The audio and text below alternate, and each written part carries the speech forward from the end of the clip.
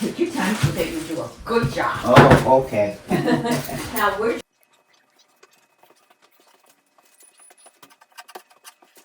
Hey everyone, this is Margaret from FlexeBrick. Welcome to day 1 of our kitchen remodel. The customer selected a blend of our copperleaf and Kansas brick to beautifully complement her kitchen's existing colors. If you haven't already, hit that like button to see more content like this. Make sure to stay until the end of the video to see some awesome before and after pictures.